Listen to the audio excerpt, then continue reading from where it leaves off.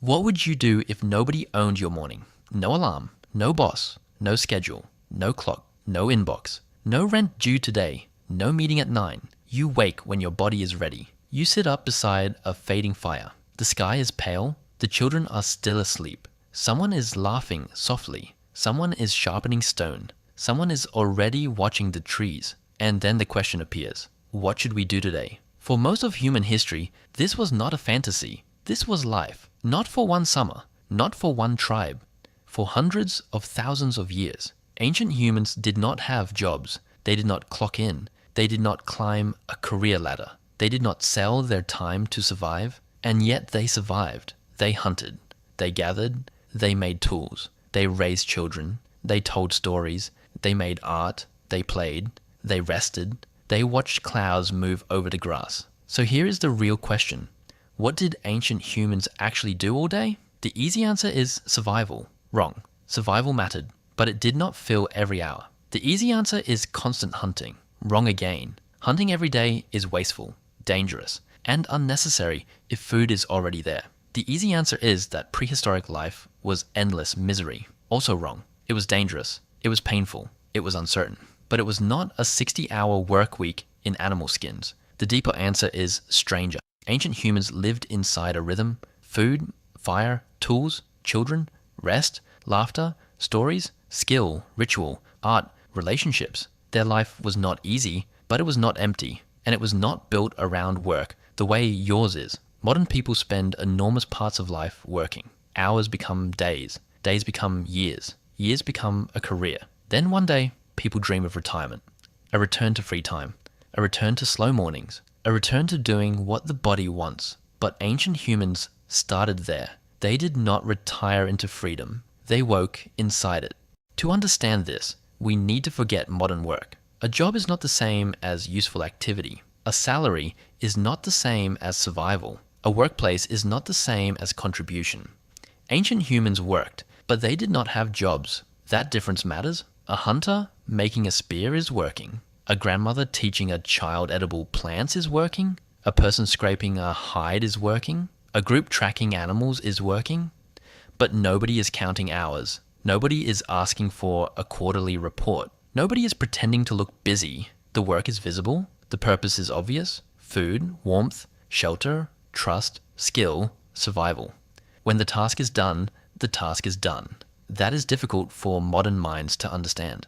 Because modern life turns time into a resource someone can buy. Ancient life treated time more like weather, something to move through, something to share, something to fill with what mattered. Anthropologists studying modern hunter-gatherer groups have found a pattern that surprises people. Food gathering often takes far less time than modern full-time work. Not zero time, not effortless, but not every waking hour. In many foraging societies, people may spend only a few hours a day on direct food acquisition. Some days are active, some days are slow, some days are full of hunting, some days are full of sitting. The rhythm depends on season, success, weather, storage, group size, and luck. This does not mean paradise. A bad season could kill, a wound could turn deadly, a failed hunt mattered, a drought could push a group toward starvation.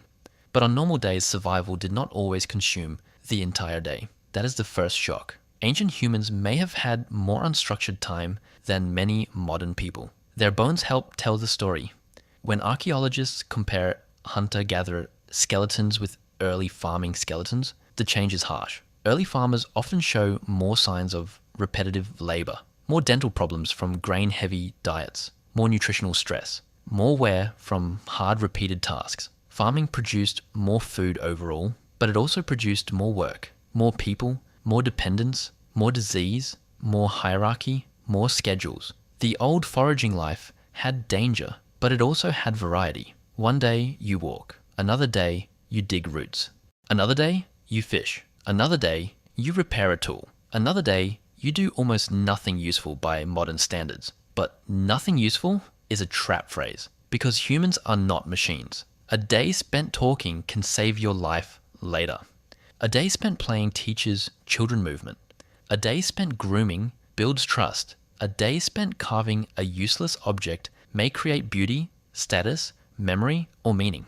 Ancient people had time for things that do not fit neatly into survival math. And we know this because they left things behind. Art, beads, music, carved objects, pigments, painted caves, decorated bones, shell ornaments. Things that do not make sense if every hour was panic. Think of a person deep inside a cave, holding a torch, breathing smoke, pressing pigment against stone, painting animals with movement. A horse, a lion, a rhinoceros, a creature remembered from the world outside. This is not butchering meat. This is not digging roots. This is not fleeing predators. This is imagination made visible. Someone had time. Someone had skill. Someone cared enough to make a wall beautiful. That matters, because art is evidence of surplus attention. Not necessarily surplus food, but surplus mind. A mind with room to wonder. Then there are beads, tiny shells with holes drilled through them, collected, carried, pierced, strung, worn, maybe traded, maybe gifted, maybe used to show identity. A shell bead does not fill a stomach, but it can tell someone who you are. It can say you belong. It can say you are old enough, skilled enough, desired enough, mourned enough, remembered enough. That is not useless. That is social technology. Music tells the same story. A bone flute is not necessary for calories. It does not trap an animal. It does not block cold, but it changes a night. It gathers people. It marks rhythm. It soothes children. It turns fear into sound. It makes a group feel like a group. So what did a day look like? Imagine dawn. People wake slowly, not all at once. The fire still smolders. Someone adds wood. Someone checks the children. Someone looks for tracks near camp. Food from yesterday is shared. Meat, fish, roots, berries, nuts, whatever the land offered. Breakfast is not rushed. There is no commute, no factory whistle, no manager waiting. People talk. They decide what the day might need. Maybe the group has enough food.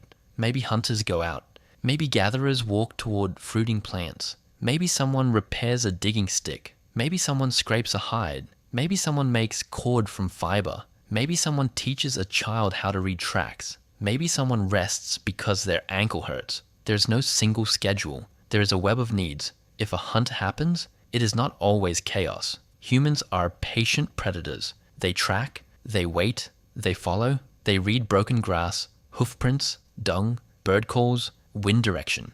They know the land because their lives depend on it. A hunt may take hours. It may fail. It may succeed. If it succeeds, the entire group benefits. The animal is brought back, or butchered where it fell. Meat is shared. Bones are cracked. Hide is saved. Sinew is taken. Nothing is just one thing. Food becomes tools. Hide becomes covering. Bone becomes needle. Sinew becomes thread. A good kill changes several days. That is why people do not need to hunt constantly. Success creates space. Space creates other life. Gathering is not mindless either. It requires memory. Which plant is safe? Which one is poison? Which root needs cooking? Which berry is ready? Which season brings nuts? Where water hides when the dry time comes. Children learn by watching, by playing, by making mistakes when the stakes are low. This is education without classrooms. The land is the school. The elders are the library. The body is the notebook. By midday, the hardest tasks may already be done. Then comes the part modern people misunderstand. Rest, talking, grooming, laughing, tool work, child play, flint shaping, basket weaving, hide softening, cord twisting, shell drilling, pigment grinding, story remembering. None of this is wasted. A tool made well can save a life. A friendship maintained can secure food later. A joke can reduce tension. A story can preserve a warning.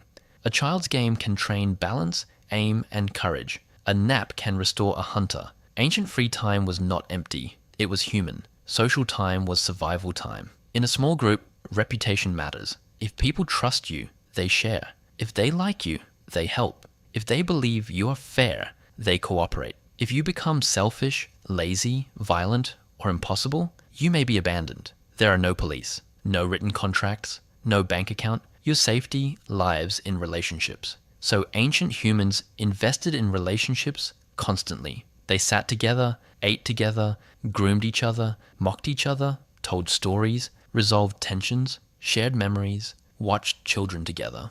This was not a break from life. This was the structure of life. Then the sun lowers. The fire becomes the center again. Day talk may be practical.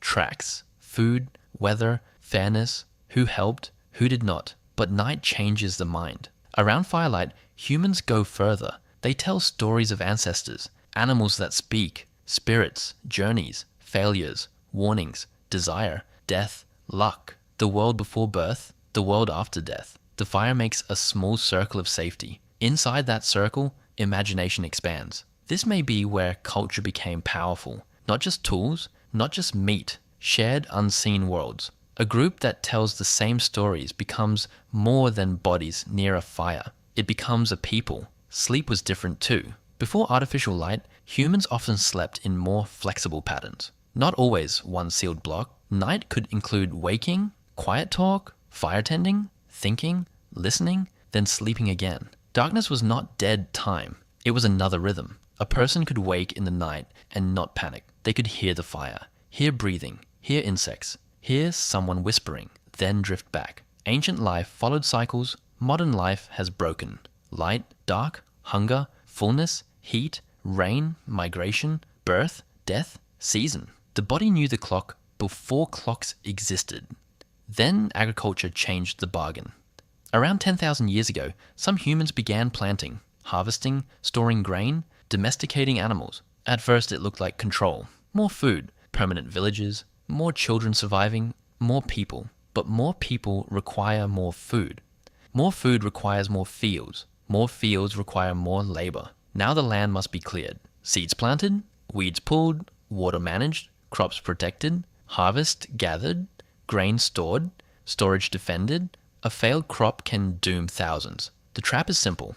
Farming feeds more people. Then those people need farming. You cannot easily go back. The population has grown past the old way. This is when human time begins to change. Work becomes heavier, more repetitive, more scheduled, more tied to land, more tied to ownership. Specialists appear: potters, weavers, toolmakers, guards, priests, administrators, rulers, debt, taxes, labor obligations, eventually jobs. Eventually, the idea that your time belongs to someone else. That is not how humans began. For most of our existence, people did necessary work, then stopped. They created because they could.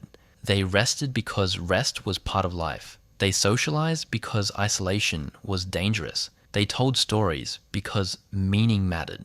They played because children needed practice and adults needed joy. They made beauty because humans make beauty when given time. This does not mean ancient life was perfect. It was not. Children died. Predators existed. Injuries were terrifying. Disease could spread. Hunger was real. Violence happened. Old age was not guaranteed.